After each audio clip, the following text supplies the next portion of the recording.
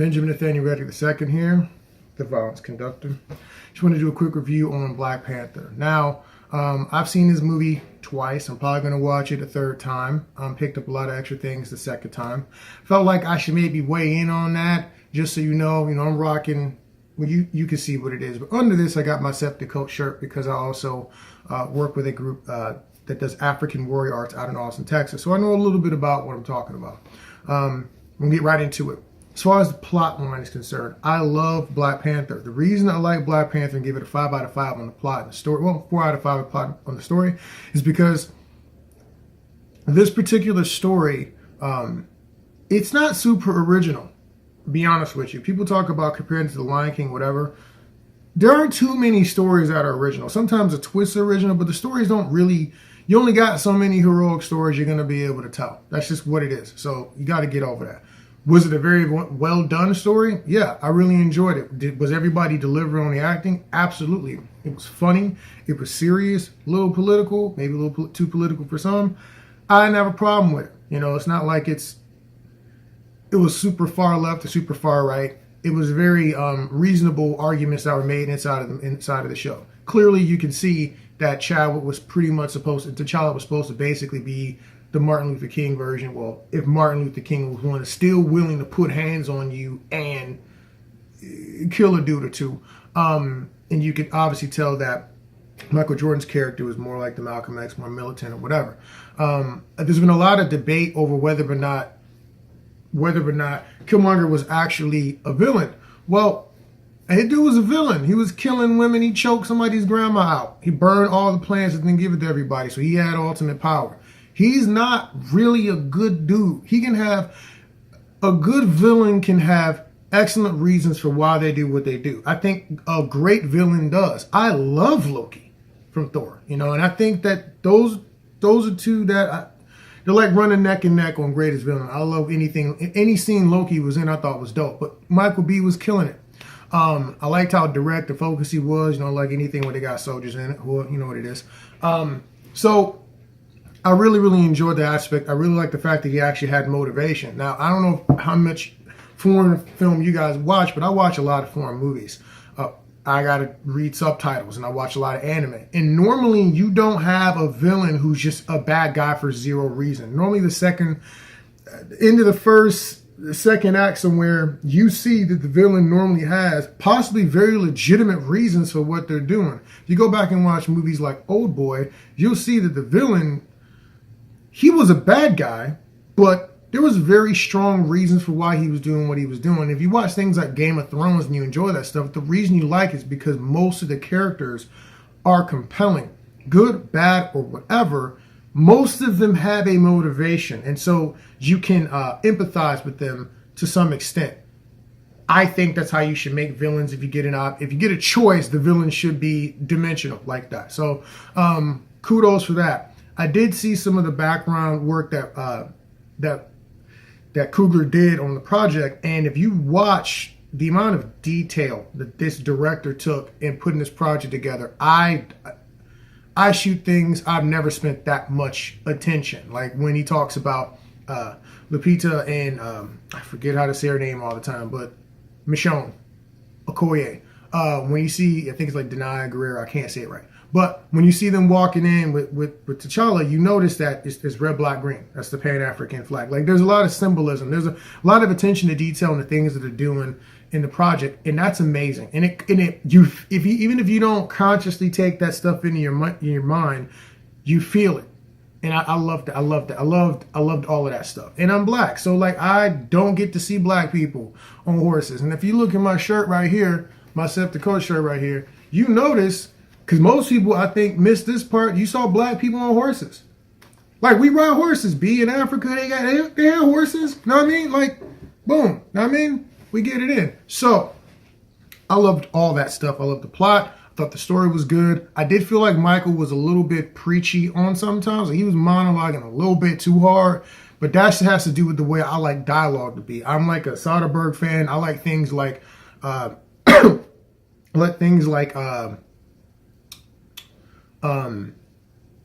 Oceans 11 and 12. You know, I like that the dialogue kind of drops off. I like that the dialogue isn't so on the nose all the time. And I felt like Michael was a bit too on the nose, and you don't necessarily express yourself that way so frequently. Like, he's just giving, it's just exposition. And it's exposition where the story is not complex. So it's like I can connect the dots. You know, we take it back just like you stole from my ancestors. You stole. I'm like, we got it. Like, you could have made like half that reference and we would have caught exactly where you were going with it. The chick is white. She knows what you're talking about. They stole stuff. They're colonizers. We get it. So I thought that was awesome. I mean, my favorite dude as far as close was concerned was, I believe his name was M'Baku. That dude had me laughing the whole time. Yo, father? The twist of the head. Can protect us on father? And when he was talking about, like, are you done?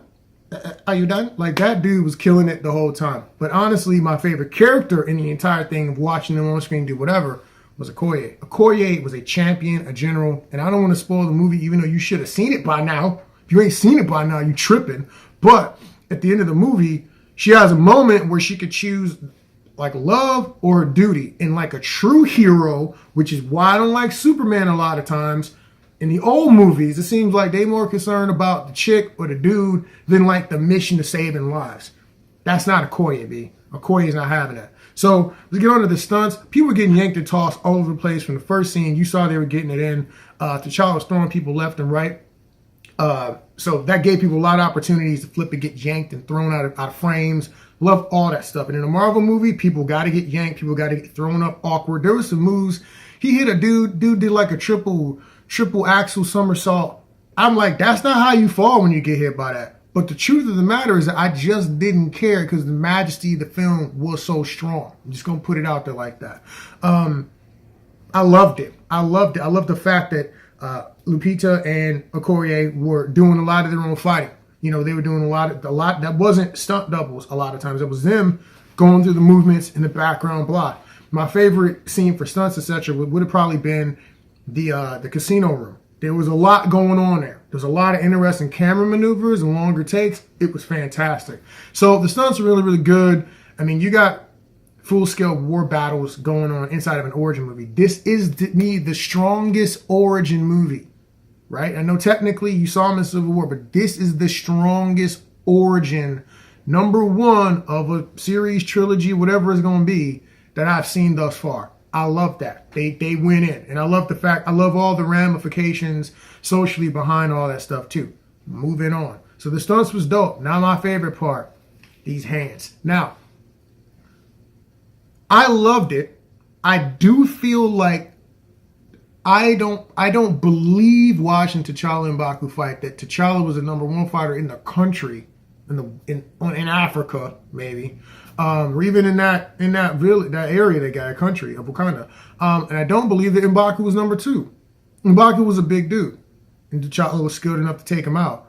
But I didn't see the level of combat that made me believe that he was the best fighter. When you watch Batman and things where he's supposed to be Batman, Batman is live. If Batman is getting if Deathstroke's putting hands on Batman, you can see why Deathstroke's putting hands on Batman. I'm not guessing, right? When I watched this, like, I just didn't feel like M'Baku was that skilled and T'Challa was like that much more skilled than him. I just didn't feel it.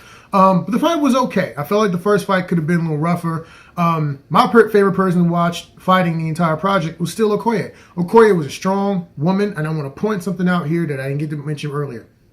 One of the problems I had with Wonder Woman was that they kept talking about how pretty she is, and they didn't want to give her no pants. I'm a dude. I like pretty girls too, but I like people to be reasonably dressed. I think the chick from Man of Steel, I don't remember her name, I thought she was a beautiful woman and she was sexy because she had all of her clothes on, but she was sexy because of the amount of violence she was willing to conduct on people's faces and how arrogant she was when she did it. When she like pop, pop, pop, and just looked at the camera. I was, man, I marry that chick right now. So I have a problem with people like Gal Gadot when they're like, oh, she's so pretty, she's so pretty, she's so pretty. And when you watch movies of Gina Carano is a beautiful woman. I wish they cast women that are built more like that, you know, because it makes more sense based on what they're doing, they're fighting, whatever. But in this movie, what was awesome about it is they were mostly fully clothed. There wasn't like no weird midriff showing whenever you say like a warrior woman. That stuff's nonsense. They were mostly fully clothed. They had African hairstyles that were faded up, or they had faded up. They're bald fade, or they had like, you know, the natural hair. Love all that. Thank you for all of those things that y'all did. And in addition to that, they were beautiful women. But nobody had to remark on that. You just saw it because you can see it. So no one is, oh my God, the adored ones, you guys are so beautiful. My beautiful ladies. Oh my God. Okay, you're so beautiful. No one had to do that because it's stupid. And so you can get all that with a shot. We know in the shot. We know they looked, me and my wife were talking about it. I know they looked fierce in the dressing when they walked in the casino. We don't need to make mention of it. So on to the next part. I love seeing strong women. They were throwing hands.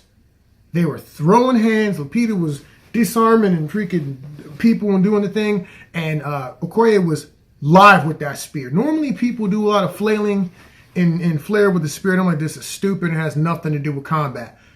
When she did it, I felt like there was danger every time she rotated that blade. I thought that was amazing. I have rarely seen that. Maybe, you know, Donnie Yen got it in, you know, Sky and Hero, but, you know, it's whatever. Moving on. She got it in, especially when she kicked dude off banister, thought about it, and she went after him 300 style over the cliff. I was like, yo, this movie is so live. I almost stood up at that moment. And honestly, that was better fighting to me than what happened towards the end. I loved the big battle. I loved T'Challa, you know, dropping the rhinoceros. That was dope. What I felt a little bit cheated when I was looking at like what was happening when he fought Michael Jordan, you know what I mean? So like the first time they fought, it was a little better. It was more frenetic on the pacing. Still feel like I didn't believe that that's all he should have been able to do as a king of Africa. I really would have liked for them to use some of the other blades. And this is some of my warrior brothers were talking about. They had sickle swords. They had all kinds of different blades. There's all kinds of different African weapons and things that they had in, you know, on the set. Like you see it with the people in the background. Why not use some more of that exotic weaponry? I did like the spear use, but I mean, like there's all kinds of different African blades you could have put down and put in use. And I would have enjoyed seeing some of those unique usages of those like sickle blades and stuff, or capacious, things like that with hooks on them. I would have enjoyed that a lot more. So I hope they diversify a little bit in the next one. Let's see. As far as the fighting is concerned, the last fight with the two Black Panthers, it just I think it was like CG and mocap. So it was all right, but I just felt like compared to where he was in Civil War, right? He was live from point. He starts off with the jumping backside. I don't know. I call it the blade kick because Wesley abuses that in Blade. The jumping back goes airborne, throws a round kick, rotates again to the back kick and hits when he hits. I think it's a Captain America. It's like pop, pop, pop. All three connect. I was like, yo, where was that live action? He fought more like a panther, actually, also. So where he was doing a lot of the scraping movements or whatever. I felt like he wasn't doing as much of that when I watched this. So I felt like the fighting was good, but it just wasn't as dynamic as it was in Civil War. And that may be because, you know, we're looking at an origin movie, and normally the story is way more heavily focused on. Whereas in the second and third movies in series normally have ramped up action. So by the time he was in the third movie, he had to be on level with Captain America, who's been live all through all of his movies and Winter Soldier and all that stuff. So maybe that's the reason why the fighting was a little different. So I think it was good. I just feel like I hope in the next one they kick him back up a notch and they really make me believe that this is one of the baddest martial artists ever. Ever. Like he needs to be good enough to where he's dropping people who have more power than his suit or can at least stand up and bang with him. So that's just kind of what I want to see. Maybe some more tactics and strategy. I know he did the thing with the train, but I mean more than that. I mean, like I want to see. So overall, I'd say as far as the plot was concerned, I give it a 4 out of 5. It's not a super original movie, but as far as plot's concerned, but it is very well executed. And the actors in here are top notch, which is what I love about Marvel. They're starting to bring in people and take their stuff very seriously. And then you have, as far as the stunts are concerned, I'd probably give it I give it a 4 out of 5. They were throwing one around, equality moments. They weren't, the homeboy was not, Killmonger was not taking it lightly on these dudes just cause. Oh, by the way, the 2 token white guys, that was a good meme. Love them both. Claw was funny as crap. That dude was cracking me up, bro. He's amazing. So we have, as far as the stunts concerned, 3 out of 5, 4 out of 5 blades for the plot. As far as the hands are concerned, if it was just T'Challa's fight scenes, I maybe give it a 3 out of 5. It was entertaining. But I'd probably give it a 4 out of 5 because Okoye was doing stuff I've rarely seen women do. We want more female action heroines to get it in like that. I've always been a fan of that, and you're a fan of Kung Fu. Look, Michelle Yeoh, Cynthia Rothrock. That's all I'm going to say. Give us more strong women that put in work the way those two did. And the fact that Nakia and Okoye don't fight the same. Key, because one's a spy, one's a general and a warrior in the deal. I like the fact that fighting styles are very different. That's attention to detail. We catch things like that. Thank you guys for doing it. So I give it a 4 out of 5 just because the ladies were getting it in. If it was just T'Challa, I'd give it a 3 out of 5. So overall, my feeling on the movie as a whole, I would give it a 4 out of 5. It is a very rewatchable movie. The music is amazing. It is an amazing, the totality is greater than the individual parts. So I give it a 4 out of 5 as a movie. Yeah, I'll give it 4 out of 5 blades. It's revolutionary, and it's amazing to be in a time where we can even do movies like this, and the fact that people are willing to spend money on stuff like this, that's what we need. This is what we need. And if you like projects like this, support projects like this. So, we're going to go off on a little bit of a tangent, just because I'm black, because we're going to do this. If you like black films, and you want to see black actors do black stuff, right? I'm looking for a Heimdall prequel. I'm really thinking about writing something like that. I want to do that Yasuke story with the first black samurai. When those things come out, even if you're not sure they're going to be good, go watch them. If you got Movie Pass, watch it 2 or 3 times. You miss things the first time. Buy the DVD.